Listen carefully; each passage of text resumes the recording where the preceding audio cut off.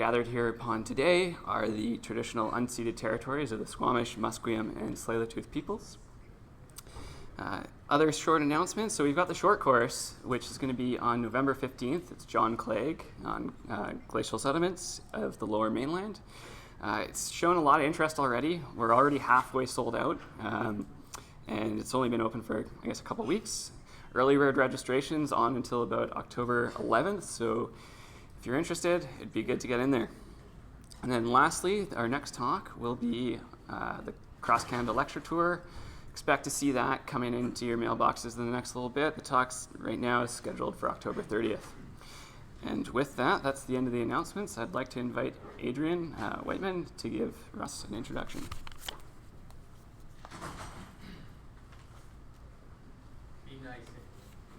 Thank you, Mr. Chairman.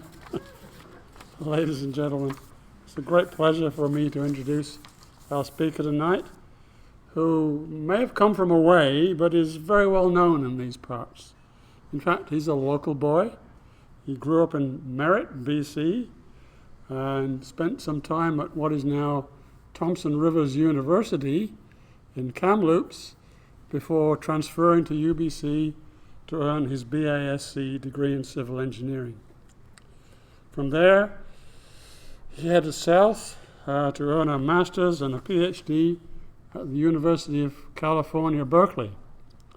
He spent a couple of years in the consulting field with Woodward Clyde before he joined the faculty at the Department of Civil and Environmental Engineering at the University of California, Davis.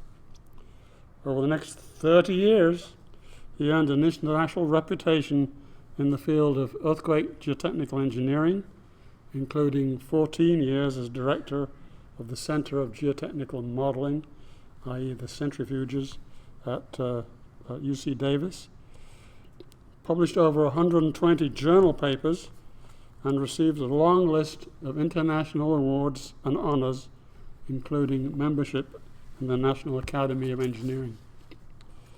He officially retired in 2023, but judging from the long list of review board memberships, he's busier than ever. We're very fortunate that he's made time to be with us tonight. So please welcome home distinguished Professor Emeritus Ross Boulanger. Go to it. Thank you very much. Well, thank you, Adrian, and thank you, Tyler, and the VGS for giving me this chance to come and talk to everyone. All friendly faces, and it's always nice to be home. And accommodating having this meeting on a time when I was in town, which was very convenient, so I really appreciate that. And yeah, thank you very much. I even had rain. He brought rain so I could feel at home. Okay, so I'm going to be talking about the effects of subsurface heterogeneities on what we see with liquefaction during earthquakes. Now, this talk is a variation on a lecture that I had the honor of giving just earlier this year in May at the International Conference on Earthquake Geotechnical Engineering in Osaka, Japan, and this is the 9th Ishihara lecture. And if you haven't met Professor Ishihara, maybe some of you met him about 7 years ago. This is Professor Ishihara, along with Professor Finn and Idris and Scott Ashford. This is at the conference that we hosted here in Vancouver in 2017. And Ishihara has really influenced all of us in the field. He's influential in a lot of international cooperation, particularly with the Earthquakes Committee. And so he's been a great help to me throughout my career from the time when I was really young in organizing various US Japan meetings and whatnot. So it was just a real honor to be able to give this presentation. And he was there. The guy is still trucking at 90, should we all be so lucky. Okay, so I also want to thank a few key contributors. And the first one to start is on the left. This is Patrick Basol. The lecture comes with preparing a paper, so Patrick co-authored this paper with me. And if you're interested in a copy, if you didn't get one already, you can go to my webpage at UC Davis.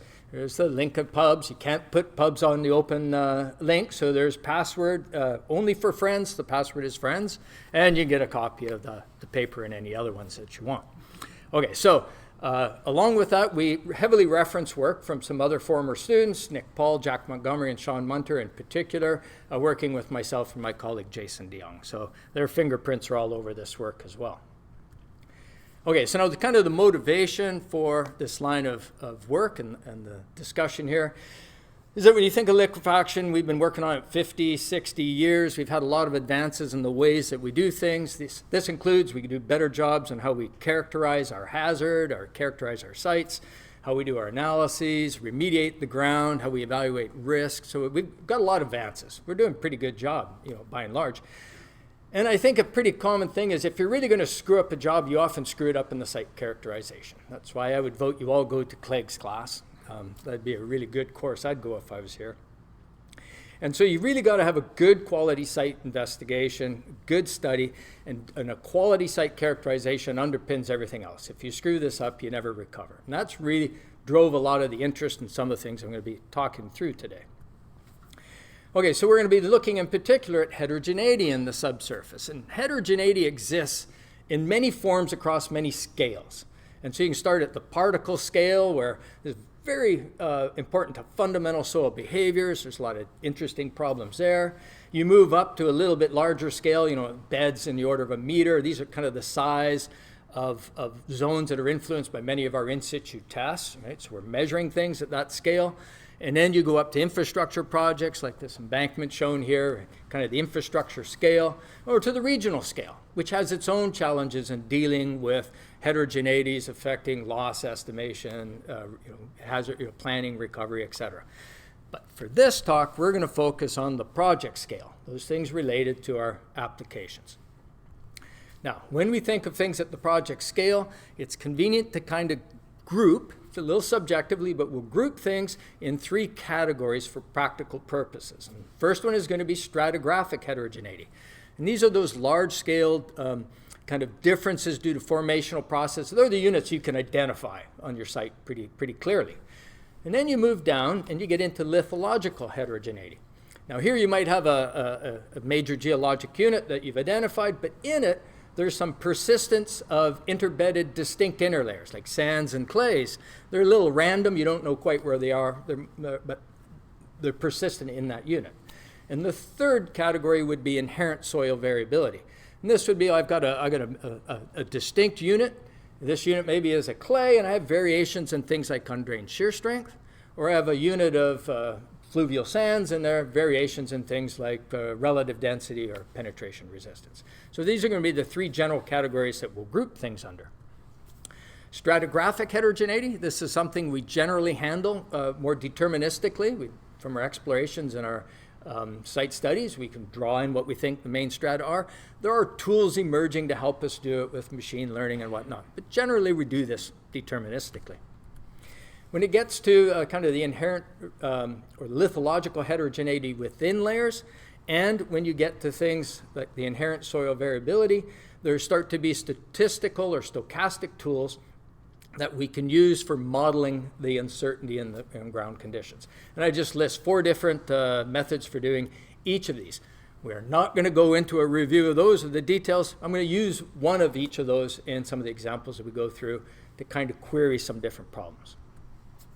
Now with that, so we can have some way to represent stochastically the variability, inherent variability and lithological, and we can take those things and we can put them into analysis models, so nonlinear dynamic analysis models, and I'll just call those NDAs. And we're going to do those in 2 different ways. One is going to be looking at specific cases. So it might be a case history or a project application. And here what we're doing is allowing for the uncertainty in the ground conditions and then seeing how they affect the uncertainty in the predicted responses, like deformations and whatnot. The other way we'll use these are scenario studies. We take a hypothetical or an idealized problem, and then we'll parametrically study it to see if we can draw some more general guidance to help inform our judgment in other similar looking problems, right? So we're going to use it both ways, which brings me to the outline of the paper. And in the high level outlines, we have a section where we're going to talk through the geologic and anthropogenic controls, some of the evidence and issues to think about. Then a section looking at the role of inherent soil variability. And here we'll do more of those scenario studies. Then effects of lithological heterogeneity, and I'll show a scenario study there. Then I'll switch and I'll do 3 case histories, Palinurus, Wufang, and Wynn Avenue, to illustrate from case histories the applications, what we can learn there. The last one is Paris Dam. This is working with an industry partner to apply these models at scale to an infrastructure project, and some of the lessons we had from that. Okay, so it's a long list, right? It's the good news and the bad news of a long list. The good news is that means I can just skim over these really quickly, right? That means if you want to know any of the details, you got to go read the paper. That's the motivation. And what I'll try to do is just kind of focus on the main takeaways from each of these different studies. That's what I'm going to be trying to do. The second advantage is if you nod off a bit, if you're checking your phone and you lose what I'm talking about, no problem. In a few minutes, I'll switch topics. And then you can catch back up, okay? So here we go. Let's see how we get through this. First, a few comments, and this sampling, again, a high level from what we talk about in the paper, some issues with geologic and anthropogenic controls. And really here what I'm drawing out are issues of stratigraphic heterogeneity. And just to flash through some lessons we see over and over again, you start on the left at small scale, you see this lateral spread coming into the channel. It just maps to a historical channel that was transverse to this section and infilled with loose fills. And so if you know where the channels were, you knew where these lateral spreads were going to be. Small scale. Oh, and then the one on the right, historically, you have the mapping of where there was a river meander from the Tone River, and it lines up with all the sand boils. So it's just channel fills or anthropogenic fills in the old channel meander maps with where you're getting liquefaction. The one on the left is from the Canterbury earthquake sequence down in Christchurch. And here, you could map the zone of this very large lateral spread just coincided with the boundaries of where the riverbanks used to be back in 1865. So if you did your background checking, you would have known where the liquefaction was.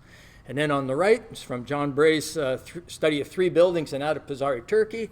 You got 3 identical buildings, 2 with ground failure and settlements, 1 without, and it all just coincides with the presence of a shallow, low plasticity silt strata under 2 of them and not the 3rd. So if you track that strata, you know the difference.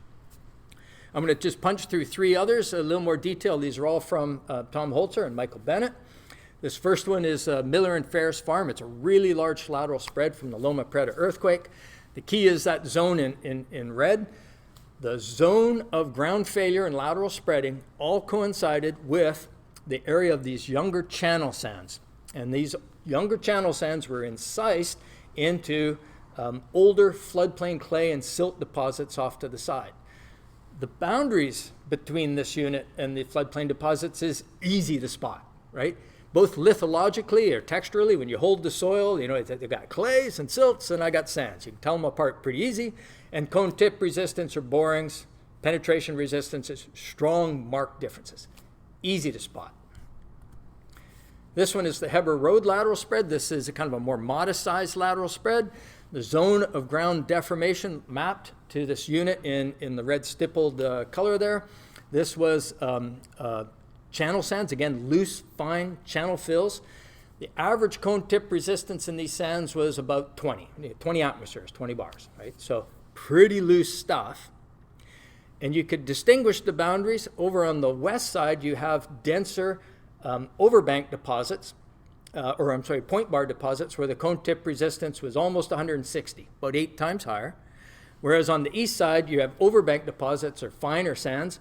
The cone tip resistance is almost 50, about 2.5 times higher. So this time, picking out the boundary took a little bit more attention to more subtle differences in the texture of the soils and the nature of the stratification in them, but you could also see it within the cone tip resistance, right? So it had a little more difficult to pick out, but still there. And the third one is the Juvenile Hall line spread going back to the San Fernando earthquake in 1971. This is a really big lateral spread. And here you're in an area of alluvial basement. You got 3 small alluvial fans and 2 natural drainages. And so the subsurface is a little bit more complicated. And here, the zone of lateral spreading lined up with that strata in red, the portion that was below the water table.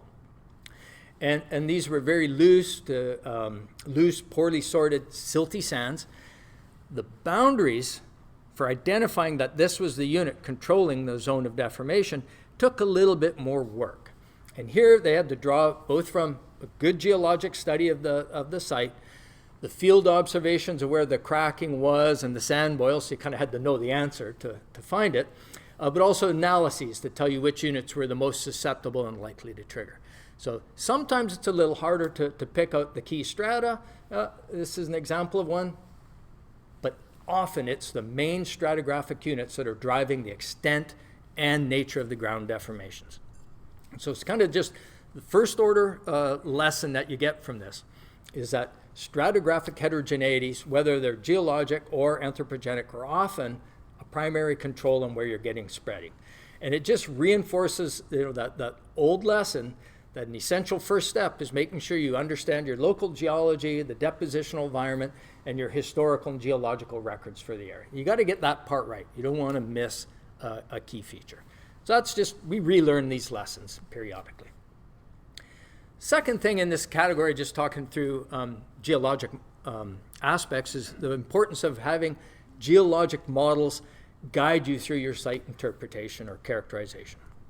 And here, make the pitch that a geologic model for understanding how things are naturally deposited or the anthropogenic processes or any of the environmental processes, they really help you set up for designing your site investigation and then sorting and collecting and understanding your data.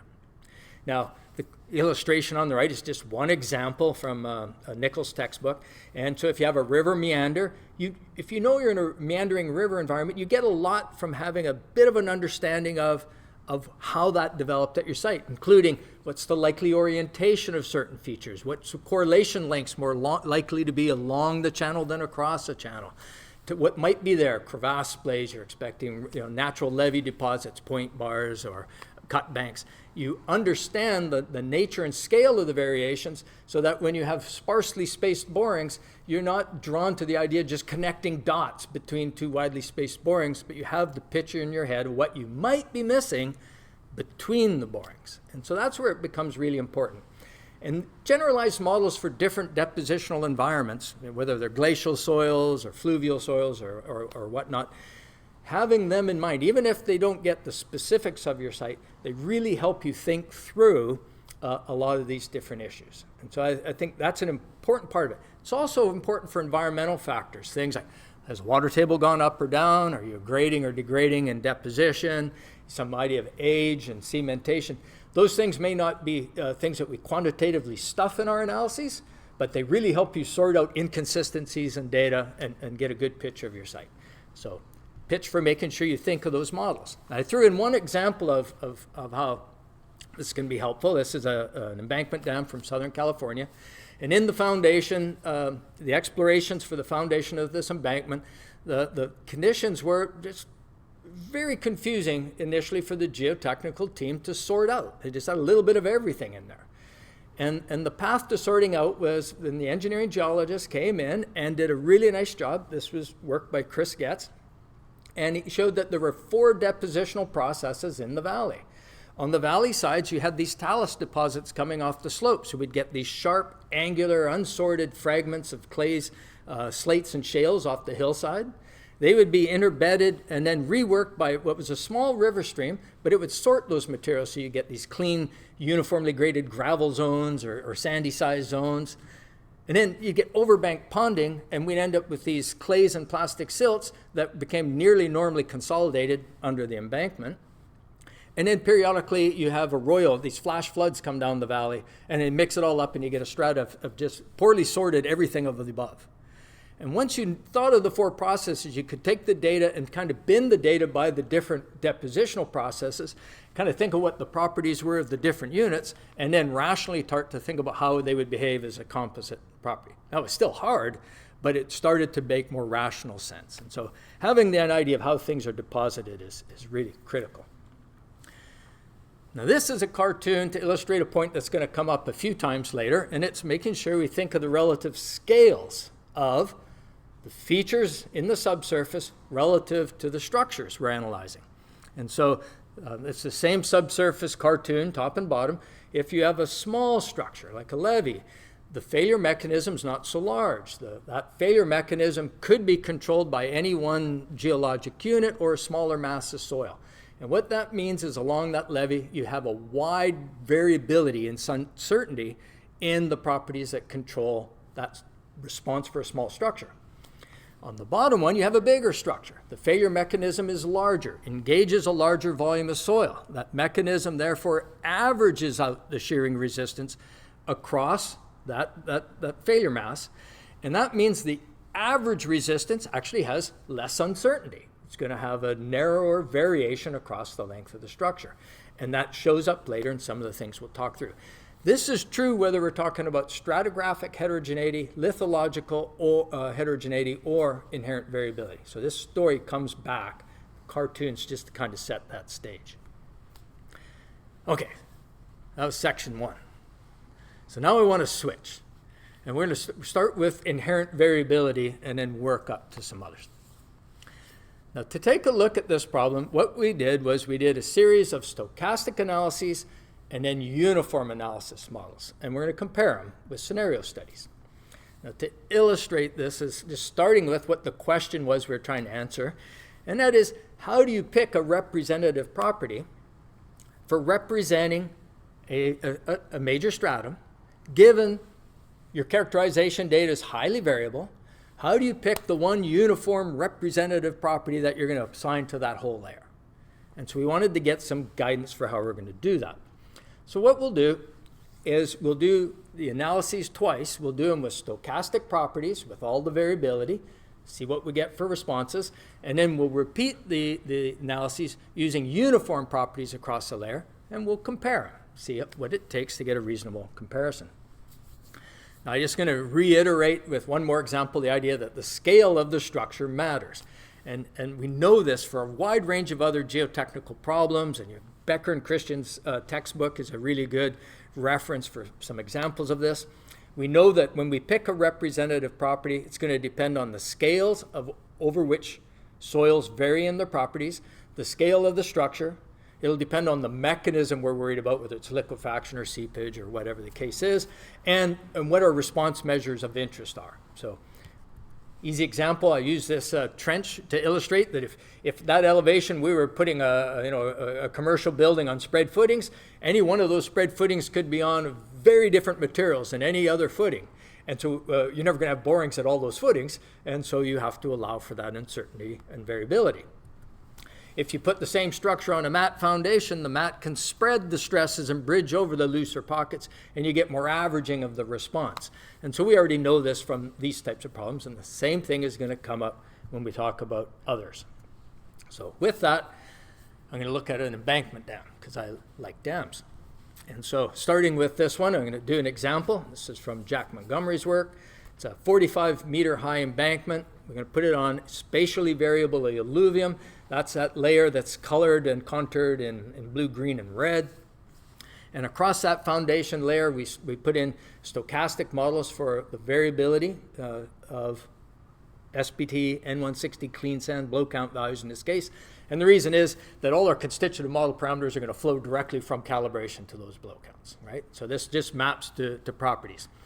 And what you see on the graph on the bottom is all the gray dots are the blow counts assigned to the individual elements in the flak mesh. And the blow counts go from 0 to 30. The cyan dots are the average within any one column, and you can see the average is kind of hovering between 10 and 20. On average, it's all 15.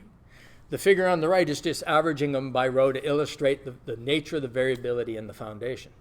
Okay, so if you have a set of data in a unit and you think it's stationary in the sense that it's uniformly variable, then what you can do is you take all the blow counts in your foundation and you rank order them and make a cumulative distribution plot. We do this all the time. So you got a cumulative percentile versus blow count graph. The blue lines are just the cumulative distributions for 7 different realizations, and not surprisingly, they're all the same because they were generated with the same statistics. The cyan dots are to indicate select points that we're going to use for uniform analysis models. And here we're picking off, the 50th percentile property is a blow count of 15. And the 34th is something else, and the 20th is 10. So we'll repeat the analyses with these different uniform values. Okay, so one example to illustrate it, top figure is dynamic response. Black model, we're using our PM4 sand model and PM4 silt models in flax. All those details are in the paper. One ground motion in this particular case, and that one realization on the top, this is showing contour plots of the shear strains, and you can see in the foundation the shear strains seek out the weaker layers, and the mechanisms shear and connect weaker zones in order to accommodate movement. And then you see the crest settled, 1.1 meters, and the shells spread out. So, okay, that's with a stochastic model. The bottom one is with a uniform model. The uniform model, the strains are more uniformly distributed in the foundation. You don't get that same kind of concentration. And in this particular case, we get a little less movement than the above one. And so then we're going to take this process and then repeat it. And those results are shown here. Here's our embankment dam. The plot on the left is showing the crest settlement versus peak outcrop acceleration. So we take the ground motion, we just scale it to different accelerations. The purple dots in this figure, the triangles, those are the deformations for the stochastic realizations. That's why they give a bit of spread in displacements. The cyan dots are the median responses for those different realizations. The black lines are what you get with uniform analysis models. That blow count of 15 was the 50th percentile value. And so when you look at these results, if you did a uniform analysis model, you would predict the median response if you'd use something between the 30th and 50th percentile properties.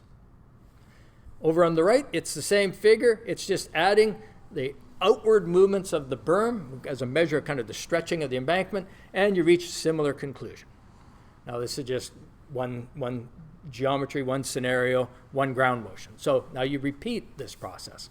That was done by Nick Paul. And here we changed the height of the embankments. So I want to point out we got 45 meter, 25, 10, and 5 meter high embankments. And now we start parameterizing the kind of the statistical properties for the foundation, whether they're looser or denser and all that stuff. And we generate a bunch of results. You get a complicated figure. So now I gotta walk you through this figure in a little detail. On this figure, the left-hand column are the plots of crest settlement, where the x-axis is the crest settlement you would get if you used a stochastic model, and the y-axis is the crest settlement you get if you used a uniform analysis model, with this upper row in yellow being with the 50th percentile property used in those uniform analysis models. So just an average property, what would I get for crest settlement versus stochastic? And then on the right is that stretch on the embankment. The points all represent color-coded by embankment height, with the blue X's being the bigger structure, the 45-meter tall structure. And when you look at the blue X's, they're all really close to the black line, which is the one-to-one line. The bigger structure averages the properties in the foundation, and you get a smaller variability in the response. As you go down to the green is 10 meter tall and the red is a 5 meter tall embankment, you start seeing the points spreading out. You're getting more variability in the response of the stochastic models, and that represents more uncertainty in predicting displacements when you have small structures. Now, all those points on average, though, are kind of like the one-to-one line. Not too bad. If you look in the second row, this is if the uniform analysis model used the 33rd percentile property, a little more conservative choice of properties, and the points plot a little higher. You get a little more movement with the uniform model, and you're a little more conservative. If you use the 20th percentile property, they move a little higher even more, and so you get more conservative. So when we talk about a representative property, the question is how conservative do you want to be? And so the point we'd make from this is if you're after the median estimate of displacements, something a little less than the 50th percentile property appears to be a good choice. Now I'm running out of power, and I'm going to let Tyler figure that out while I keep going. If you want to be a little more conservative, then you could use something like the 30th percentile property. In this case, for this set of data, you would be conservative. You wouldn't you wouldn't exceed your displacements any more than 16%. 16% is like your poor man's version of 1 standard deviation, right? So 1 sigma in general. And then the other point to make is that when you are doing these uniform models, they won't give you the variability in deformations that you can expect when the structure is small. And a small structure is always small relative to the scale of fluctuation in the soil properties. And so it can be really important to do a range of soil properties. Use the 20th. You know, if you're always using the 30th, switch and do the 20th and do the 50th. See how sensitive your structure is to the represented percentile. It's a cheap way to evaluate the range of possible variabilities. Okay, so that was one scenario study. We've done similar ones for lateral spreading and for settlement problems, and they generally show similar conclusions with a few minor nuances.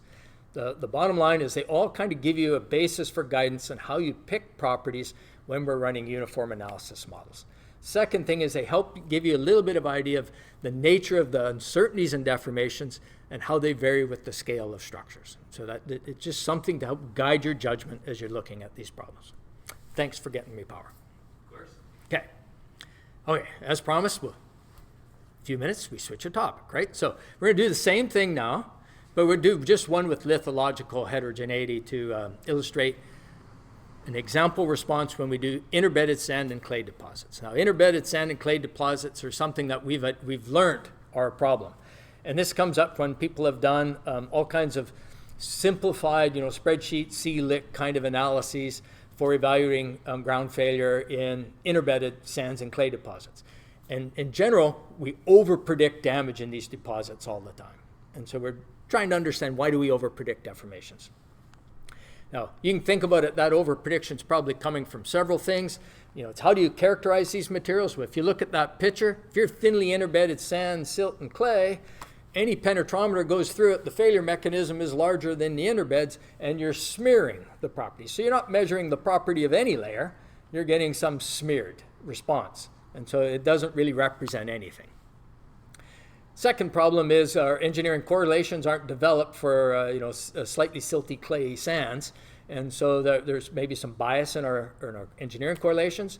And then anytime we're doing non-dynamic analyses, spreadsheet calcs, you're throwing out dynamics. If you throw out dynamics, you should expect some price to pay, right? And so you're always going to have a bias, especially when layers start to get thick or very variable in properties. So that's just to be expected. And that's been shown by Mieszko Kubernoski and a lot of his work, as well as a number of other people.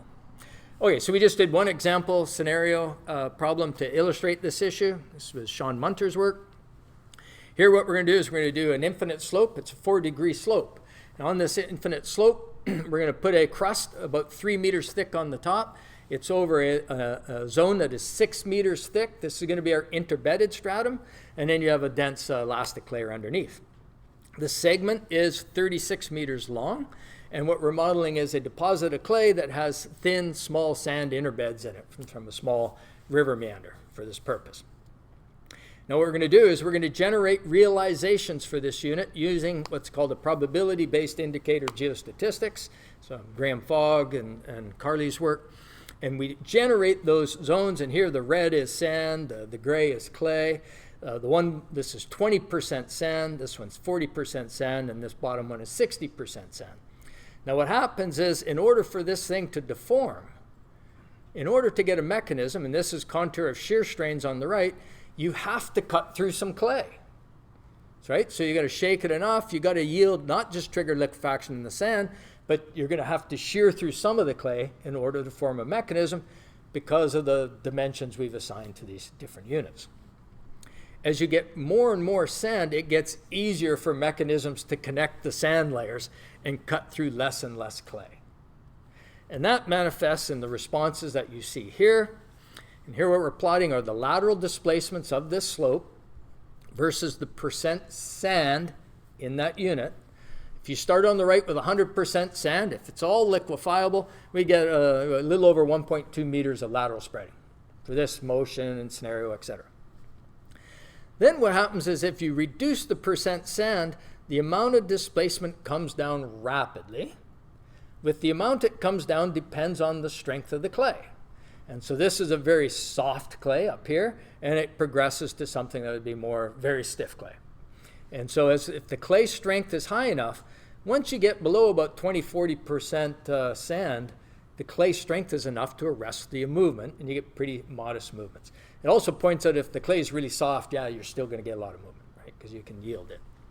And so what we see is if for these sets of statistics, if you have less than about 20% sand, the displacements are controlled by the clay. That, again, depends on the dimensions of the units relative to the length of that slope. And then really what you're seeing is this composite response of an interbedded sand or clay deposit depends on properties of both units, the relative proportions, and the connectivity of the lenses across the scale of your mechanism. And so that can be helpful to think about for different types of problems. Okay, so those were the scenario studies. Change gears again. I'm going to do 3 case histories. First one here is going to be Palinurus Road. And each of these I want to kind of pick out a different detail that we found interesting. So this Palinurus Road was interesting. This comes from the Christchurch area. It went through the earthquake sequence down there, and we're going to show responses focusing on the Christchurch event. And what you get in this open sand field, nothing special, flat sandy field, grassy field. And in that grassy field, you have a whole bunch of sand boils on one side and none on the other side. Now, question, well, why sand boils there and not over here? People went out, did a bunch of CPTs at the site, and all this data is sourced from the New Zealand Geotechnical Database.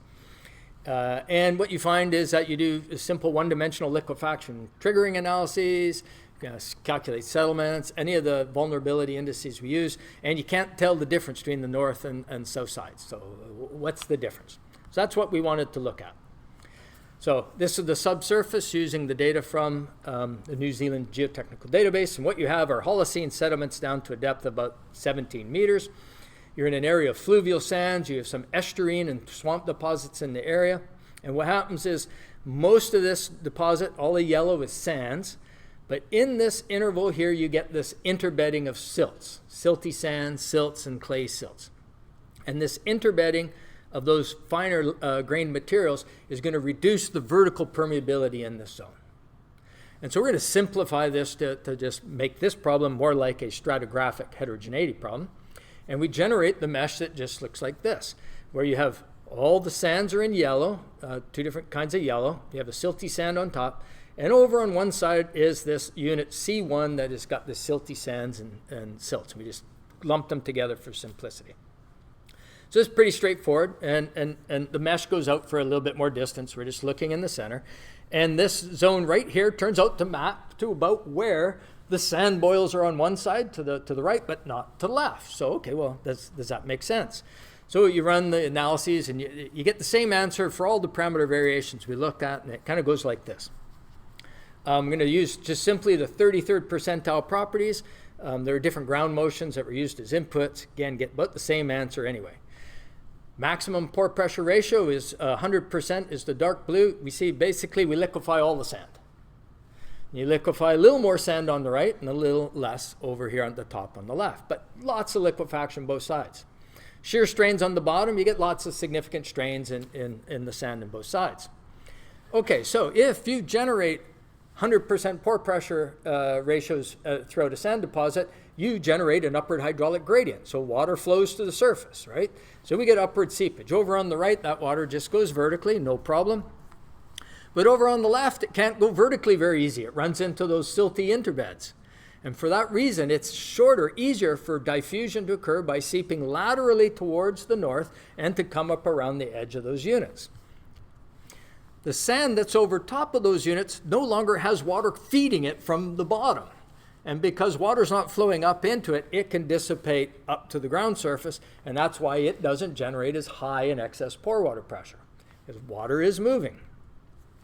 And you can illustrate that effect in this contour plot, and I'll walk through this one in detail. This is the position along the model. This big black line is the edge of that silty sand stratum. I got on the y-axis is going to be surface settlement or water flux.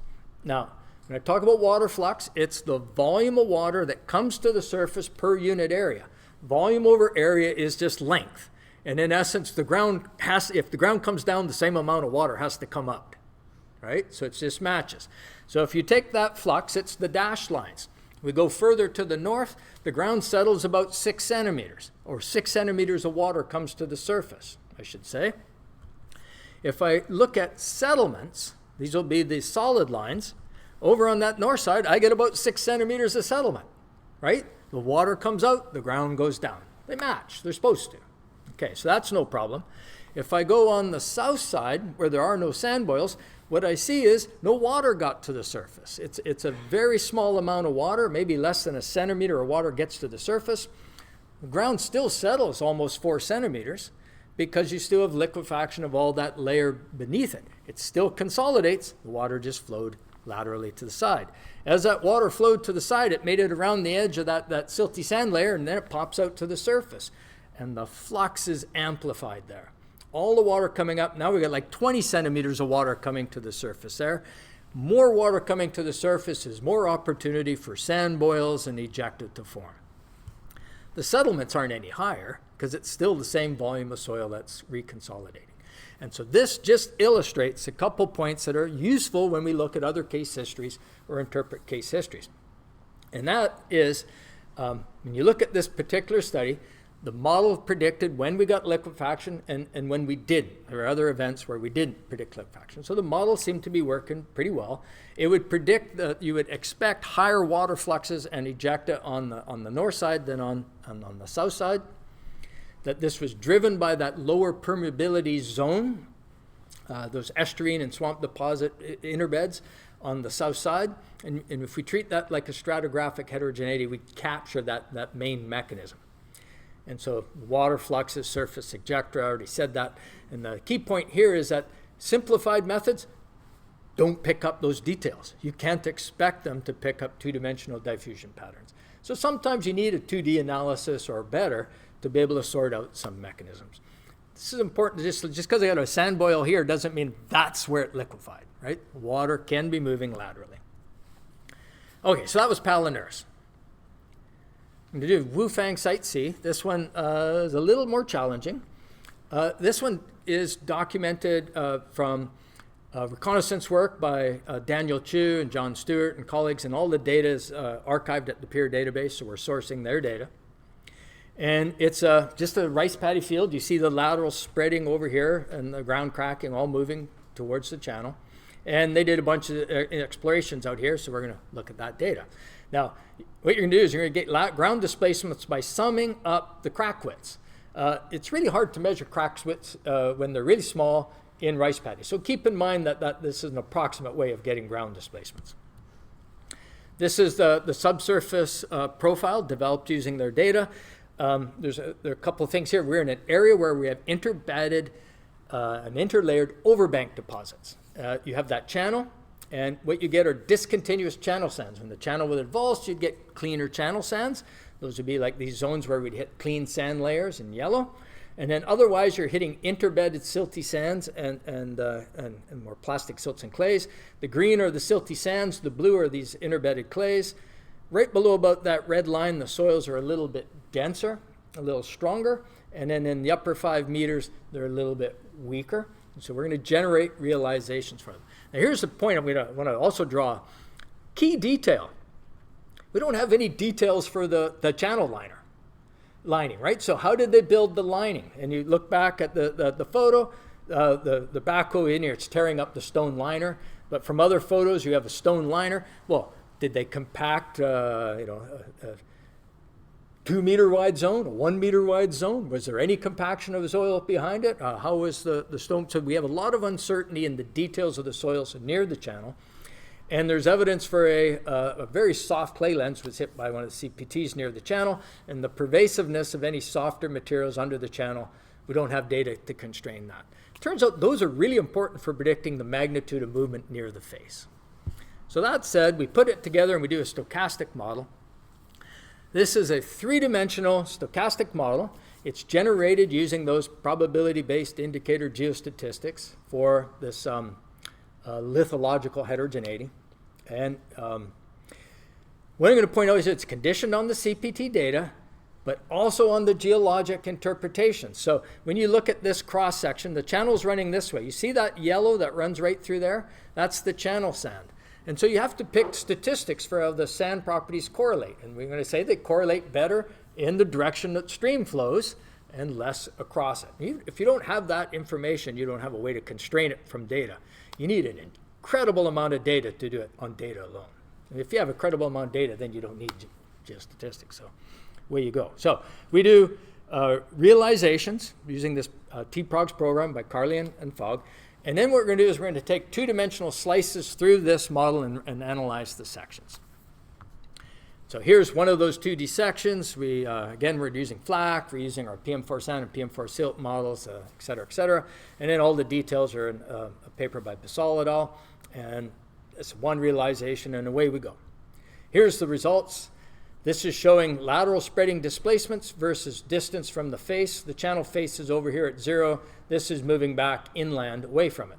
The red zone is the measured displacements by summing ground cracks. You get about 1 to 2 meters of displacement at the channel. You get about 60 centimeters of displacement back 10, 20 meters in the middle of the lateral spread. And then you don't really see or can't detect movements more than about 25 meters in. The numerical model actually overpredicts displacements back away from the channel by quite a bit. And here I think if we had a 3D model, we might have got a little bit more averaging back away from the channel, and that might have helped, but we are overpredicting that. You get these numbers about right, and then we're in the ballpark for the face, but this is really sensitive. If you want to dial it up, you just make the compaction zone at the channel smaller, and then you get it, right? That wasn't the point. And so we run these different models, and same answer more or less comes out for all the different cases. So our punchlines on this, generally we do these analyses. They kind of envelope the observed displacements or overestimate the displacements further inland. So if you're going to be wrong, it's better to overestimate. When we look at the lithological variability, the geologic model for the fluvial processes, that was really a necessary supplement to the data in order to do these geostatistics. You just don't have enough data to develop all the variograms in all the different directions for the different units. So you've got to constrain it from the knowledge of the geology.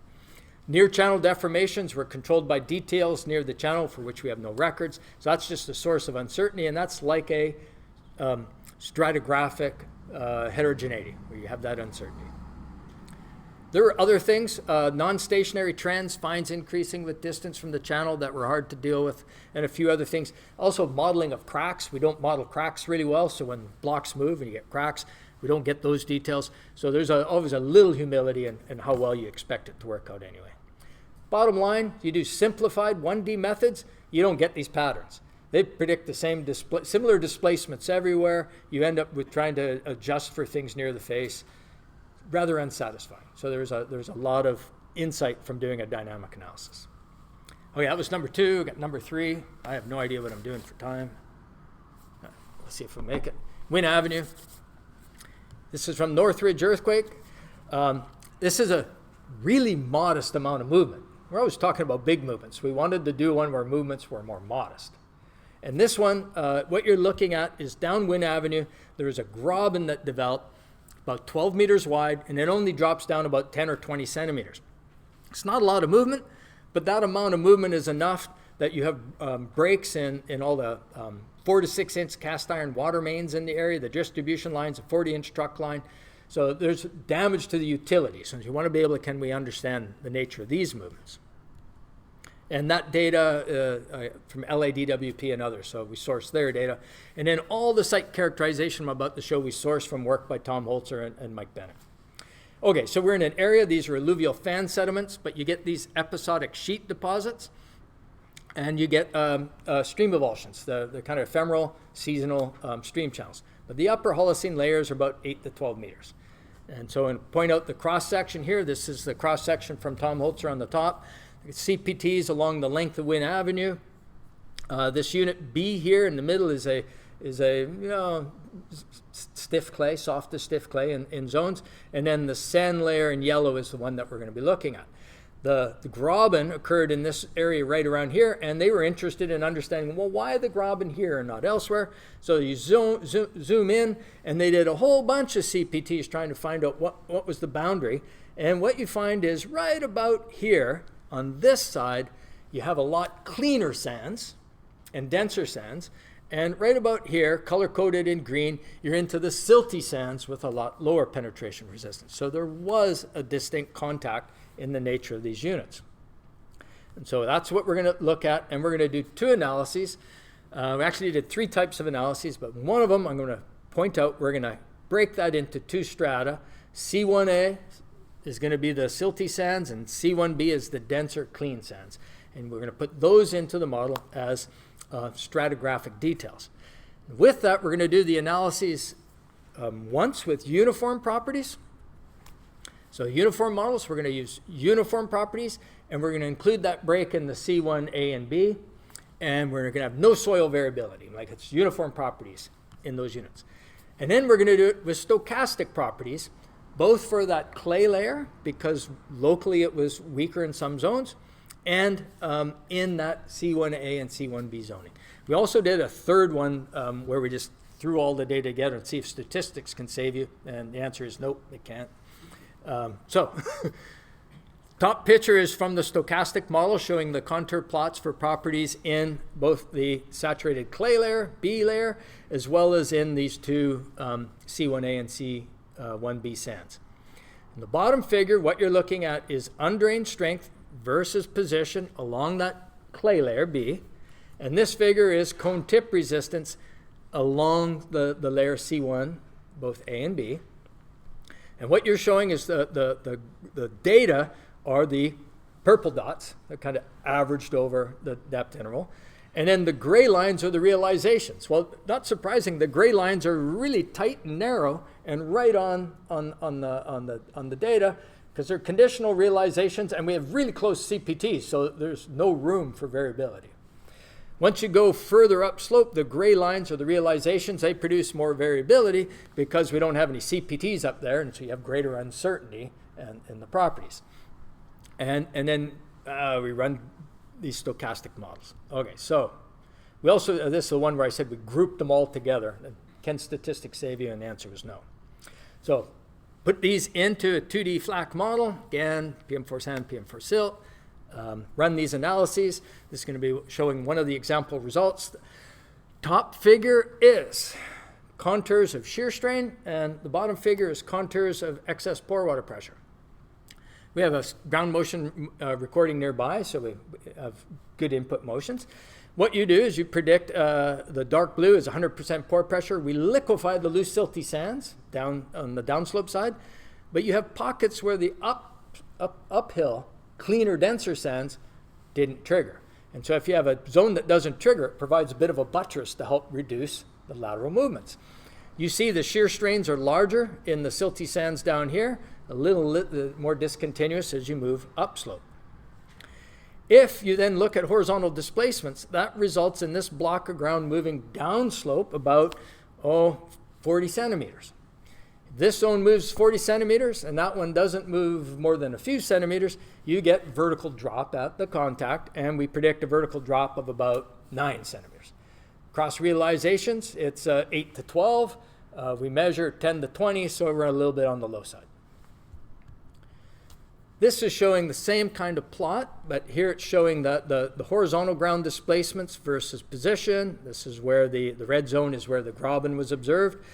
The blue and the bottom figure is vertical settlements, and the gray lines are all the different realizations. Now, on here is the blue line. The blue line is where we do the uniform properties. And when we do the uniform properties, we actually make a sharper transition in the displacements at the interface, and therefore we get a little bit more settlement, closer to like 14 centimeters, right in the middle. So actually the uniform model would have done a little better job, and we're smearing things a bit.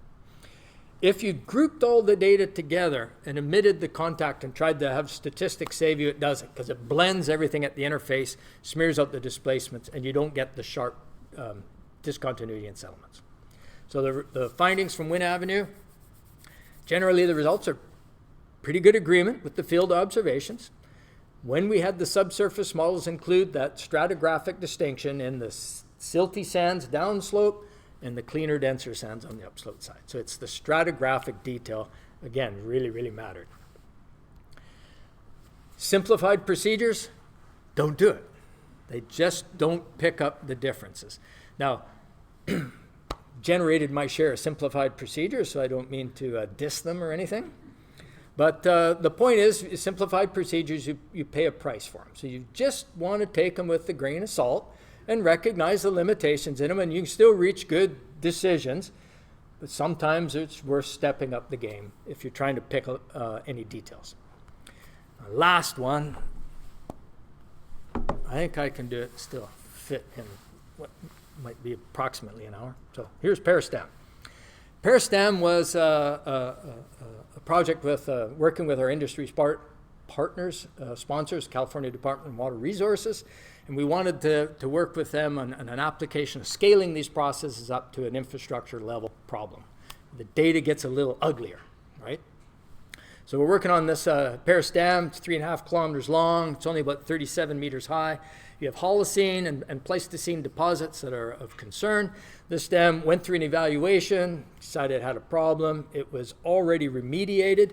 And what we're going to do is a trial study only using the unremediated geometry. We don't want to question whether the fix worked, right? We just want to work on how would we have compared to the results they did back in the original evaluations.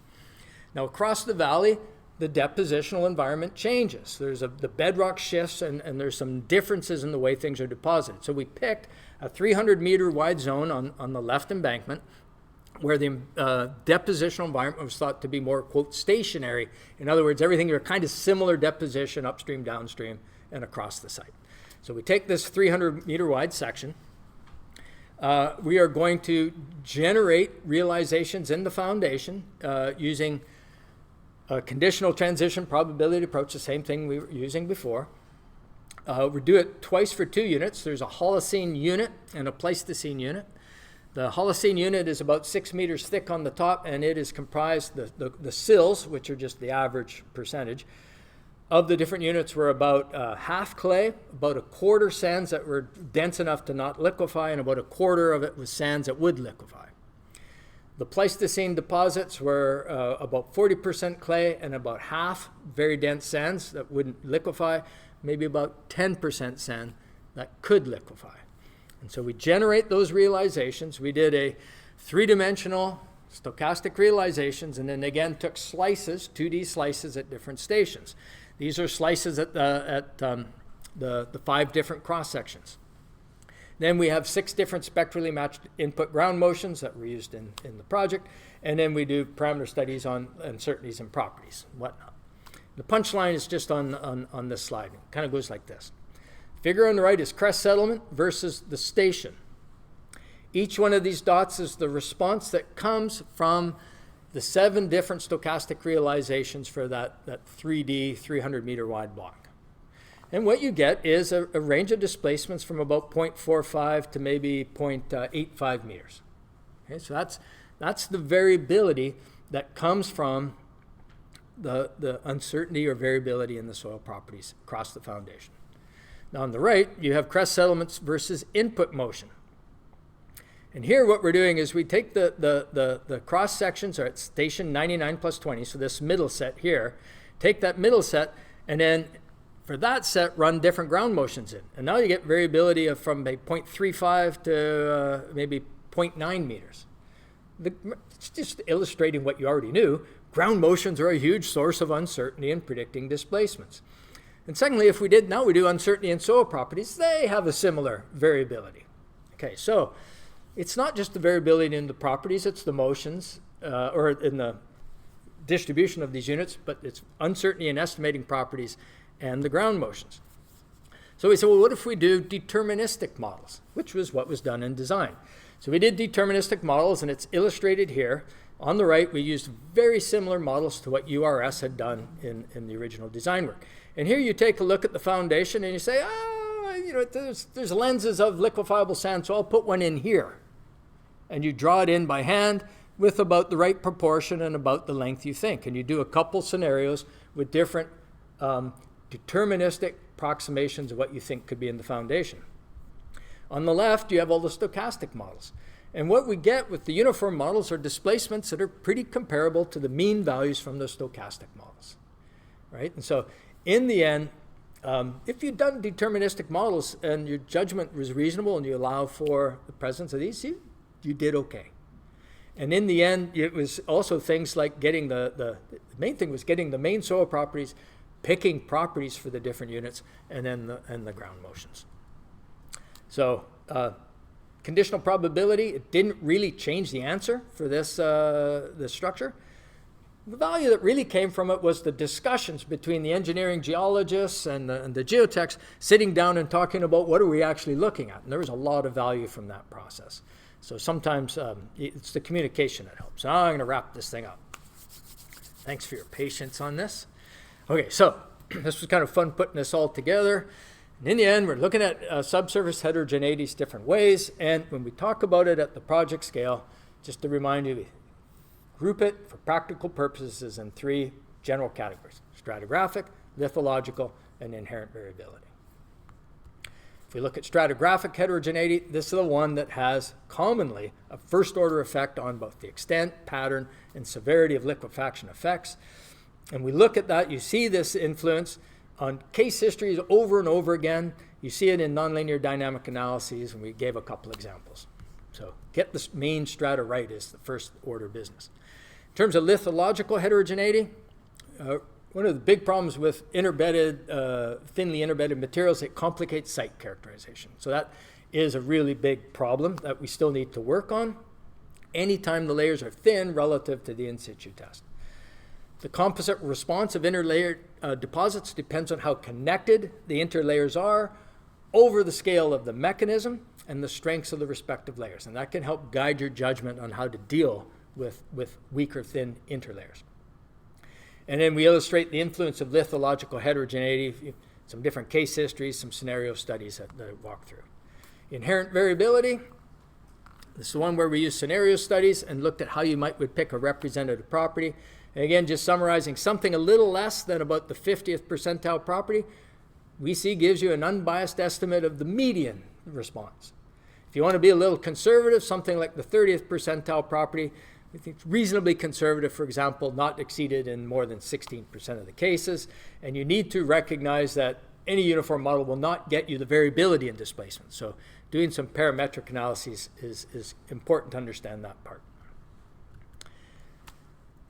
Put it all together, go back to the start. It's geologic models for your sites, having an idea of what were the processes of natural deposition or anthropogenic processes or environmental processes at your project site. Help you design the investigations, interpret your data. It helps you select the analysis approach for representing the subsurface heterogeneity. Something I didn't talk about, it also is important for evaluating what might you have missed. If you don't know your geology and you have sparsely spaced borings, you have to understand you have an uncertainty in that you might have missed something. And so that's something that a model can help you understand as well. The other thing that kind of is bedded in everything I talked about uncertainties, another big source of uncertainty is how you do your nonlinear dynamic analyses, right? The modeling procedures themselves. And so when we think of the primary contributors to uncertainty, yeah, it's the site characterization, the properties and motions, but it's how you do your modeling procedures. And so paying attention to good industry standard practices, the same practices you use for validation, you use in application. You can't mix and match at your whim. And then the last point on this is the relative benefits of doing stochastic models, on an actual application versus deterministic. It really depends on the contribution to total uncertainty. And so you can just think of, would it help me to do stochastic modeling? Only if quantifying that extra increment of uncertainty is going to change your decisions. And often it won't. So it's, we don't intend that this is the way you should always be doing it. So lastly, this is just repeating the thing I started the whole thing, the motivation for doing this. Really, it's the quality of your site investigation. Really, that really drives everything that comes after it when we try to understand the effects of liquefaction and the effects of subsurface heterogeneity. So doing the site characterization really is kind of the key starting point. And just want to stop by acknowledging again my co-author Patrick, and then there's a whole long list of people who contributed to these different studies over the years, and thank all them, and of course sponsors for supporting students working on it. And with that, I'd be happy to answer any questions if you aren't running to go home.